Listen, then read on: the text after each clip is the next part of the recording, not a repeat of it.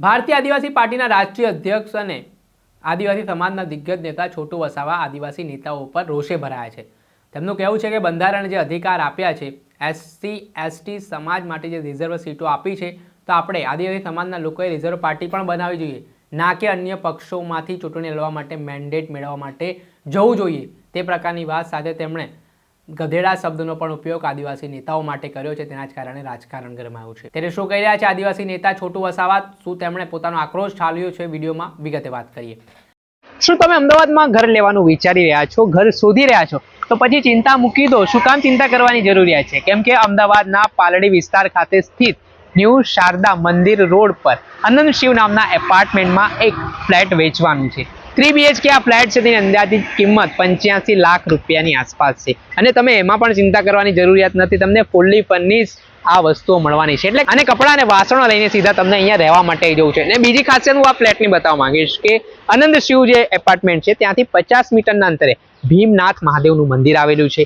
50 મીટરની અંતરે Shreyas metro station પણ આવેલું છે। એટલું જ નહીં, ભીમનાથ મહાદેવ મંદિરની બાજુમાં જૈન મંદિર પણ આવેલું છે, એટલે તમે ધાર્મિક રીતે પણ જોડાયેલા હો, સાથે તમને હરવા ફરવાના શોખીન હો તો ખૂબ જ સુવર્ણ તક માનવામાં આવી રહી છે। એટલું જ નહીં, આ જે ફ્લેટની ખાસિયત એવી છે કે આમાં તમને 3 BHK ફ્લેટ તો મળશે, સાથે સાથે 60 વાર એક જગ્યા પણ છે તે આપવામાં આવશે। આજે જ આ સ્ક્રીન ઉપર દેખાઈ રહેલા નંબર ઉપર સંપર્ક કરીને વધુ વિગતો મેળવો। નમસ્કાર દર્શક મિત્રો, સ્કાયનેટ મીડિયામાં આપનું સ્વાગત છે। હું છું ફૈઝાન। ભરૂચ જિલ્લો હોય કે નર્મદા જિલ્લો હોય, ત્યાં રાજકીય નેતાઓના નિવેદનબાજીના કારણે અવારનવાર રાજકારણ ગરમાયેલું જોવા મળતું હોય છે। આદિવાસી સમાજના દિગ્ગજ નેતા, ઝઘડિયાના પૂર્વ ધારાસભ્ય ને ભારતીય આદિવાસી પાર્ટીના રાષ્ટ્રીય અધ્યક્ષ છોટુ વસાવા વધુ એકવાર મેદાને આવ્યા છે અને આ વખતે તેમણે ભારતીય જનતા પાર્ટી સામે તો પોતાનો રોષ તેઓ અવારનવાર પોતાના નિવેદનમાં ઠાલવે છે, પરંતુ આ વખતે તેમણે આદિવાસી નેતાઓ સામે પોતાનો રોષ ઠાલવ્યો છે, નારાજગી દર્શાવી છે, જેમાં તેમણે કહ્યું છે કે બંધારણે જે અધિકારો આદિવાસી સમાજને આપ્યા છે, જેમાં બંધારણ મુજબ એસસી એસટી સમાજ માટે જે રિઝર્વ સીટો ચૂંટણી લડવા માટે આપવામાં આવી છે, તો આદિવાસી નેતાઓએ એસસી એસટી સીટો પરથી રિઝર્વ પાર્ટીઓ બનાવીને ચૂંટણી લડવી જોઈએ, ના કે કોઈ અન્ય પક્ષોમાંથી ચૂંટણી લડવા માટે મેન્ડેટ લેવા જવું જોઈએ। તે પ્રકારની વાત તેમણે કરી હતી। તેમણે ભારતીય જનતા પાર્ટી ઉપર પણ પ્રહાર કર્યા હતા અને કહ્યું હતું કે આદિવાસી સમાજ આ દેશનો મૂળ માલિક છે, છતાં પણ આજે આદિવાસી સમાજને અન્ય પક્ષોમાં ચૂંટણી લડવા માટે મેન્ડેટ લેવા જવું પડે છે। સાથે જ તેમણે હાલ જે આદિવાસી સમાજનું જે એક સેપરેટ બજેટ છે, જેમાંથી તમામ ખર્ચાઓ કરવામાં આવવા જોઈએ, આદિવાસી સમાજના ઉત્થાન માટે, વિકાસ માટે કામગીરી સરકાર દ્વારા કરવામાં આવી જોઈએ। ભારતીય આદિવાસી પાર્ટીના રાષ્ટ્રીય અધ્યક્ષ છોટુ વસાવાએ શું પ્રહાર કર્યા છે તે સાંભળીએ।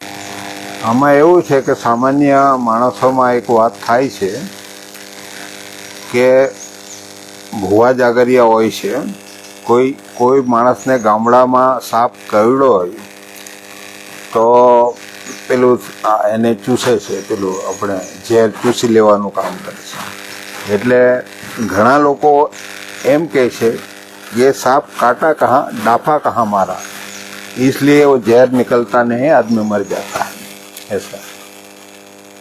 તો આપણા સમાજમાં પણ એવી રીતના છે ને, રિઝર્વ જે સીટો આપણને આપી છે એસસી એસટીને, 77 વર્ષથી આજે આપણે રિઝર્વમાં છીએ, પણ આપણી કોઈ રિઝર્વ પાર્ટી નથી। એટલા માટે આ બદમાશ લોકો જે દેશ પર અત્યારે રાજ કરી રહ્યા છે, આપણા કરતાં વસ્તીમાં કંઈ નથી, એ આ દેશના માલિક પણ નથી, પણ આપણે રિઝર્વ પાર્ટી નથી બનાવતા, એટલા માટે એ લોકો અંદર મેન્ડેટ આપીને આપણા જે નેતાઓ છે એમને હું ગધેડા જ માનું છું, એટલા માટે એ લોકોના મેન્ડેટ લઈ અને ચૂંટાઈને જાય છે ને આખા સમાજોનું, આપણા જે ગરીબ લોકો છે એનું અહિત કરી રહેલા છે આ લોકો। એને હું રાજકારણી માનતો નથી, એક જાતના સોદાગર છે અને અત્યારે ગધેડાઓની ભૂમિકામાં એ લોકો હોય 77 વર્ષથી, એટલા માટે આને કોઈ ફાયદો થતો નથી। પણ એને આપણે બંધનમાં રાખવા હોય તો પોતાની રિઝર્વ પાર્ટી બનાવી દેવી જોઈએ, એની ડિમાન્ડ કરો બધા ભેગા થઈને, એ લોકોએ આપવી જ પડશે। રિઝર્વ સીટો છે તે રિઝર્વ પાર્ટી બી હોવી જોઈએ, જેથી બીજા માણસો આપણને મેન્ડેટ, બીજી પાર્ટીઓ મેન્ડેટ આપીને આપણા પર રાજ નહીં કરી શકે ને આપણા જે હક અધિકાર છે, આપણે આ દેશના માલિક છીએ, એનો ભોગવટો આપણે કરી શકીએ। હા, સંવિધાનમાં જોગવાઈ છે જ, એસસી એસટીનું ભારત વર્ષની અંદર બજેટ છે, કેમ કે એની વસ્તી ગણતરી જે થઈ છે તે પ્રમાણે એને બજેટ આપ્યું છે. ઓબીસીની વસ્તી ગણતરી એ લોકો કરતા નથી, એનું સેપરેટ બજેટ છે નથી, એટલે એની બી વસ્તી ગણતરી કરીને એ ઓબીસીએ ડિમાન્ડ કરીને પોતાના હક અધિકાર માગવા જોઈએ કે અમારી આટલી આબાદી છે એટલે અમારા ડેવલપમેન્ટ માટે અમારું અલગ બજેટ હોવું જોઈએ, જેથી બધા લોકોએ બજેટ કાર્ડ માગવાની જરૂર છે કે એ લોકોએ બજેટ કાર્ડ આપવા માટે એ લોકો બંધાયેલા જ છે. કેમ કે માણસનો ડેવલપ કરવો હોય તો બજેટ જ જોઈએ, સેપરેટ બજેટ આપવું પડે તો જ એ પોતાની રીતના શિક્ષણ, આરોગ્ય, એની ખેતીનો ધંધો હોય, બીજા લોકોને જે ધંધો હોય તે કરી શકે. આ લોકો આખું બજેટ પચાવી જાય છે, આપણું સેપરેટ બજેટ હોવા છતાં બી આપણને બતાવતા નથી.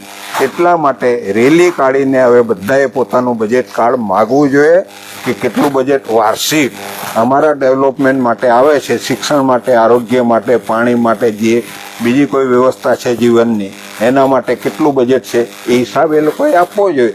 સેન્ટ્રલે બી આપવો જોઈએ અને રાજ્ય સરકારોએ આપવો જોઈએ, જિલ્લા પંચાયતોએ આપવો જોઈએ, તાલુકા પંચાયતોએ આપવું જોઈએ. કારણ કે એ લોકો આપણી પાસેથી GST ના રૂપે જે બજેટ લઈ જાય છે એટલા માટે એને હિસાબ આપવા એ લોકો બંધાયેલા છે. તો આ તો છોટું સામાન્ય ટૂંકી વાત કરી, પણ બહુ જ મોટી વાત થઈ. અને એવું કહેવાય કે આવનારા સમયની અંદર આ બંને મુદ્દા પર આંદોલન સાથે, માંગણીઓ સાથે કામ કરવામાં આવશે. જય ભીમ, જય ભારત, જય સંવિધાન, જય મૂળ નિવાસી, જય આદિવાસી. Thank you. આ હતા ભારતીય આદિવાસી પાર્ટીના રાષ્ટ્રીય અધ્યક્ષ. તેમણે સેપરેટ બજેટ બાબતે પણ વાત કરી છે. તેમણે કહ્યું છે કે આદિજાતિ વિકાસ મંત્રાલય દ્વારા સેપરેટ બજેટની તો વાતો કરવામાં આવે છે, પરંતુ વધવી વાસ્તવિકતા જોવા મળી રહી છે. ત્યારે બજેટ છે તેનો ઉપયોગ આદિવાસી સમાજના કલ્યાણ માટે ન થતો હોવાના આરોપો પણ ભારતીય આદિવાસી પાર્ટીના રાષ્ટ્રીય અધ્યક્ષ છોટુ વસાવા લગાવી રહ્યા છે. તેના જ કારણે રાજકારણ ગરમાયું છે, અનેક પ્રકારની ચર્ચાઓ વેગવાન બની છે. દર્શક મિત્રો, સ્કાયનેટ મીડિયાને આપ લાઈક કરી લો, સબસ્ક્રાઇબ કરી લો અને શેર કરવાનું ભૂલતા નહીં.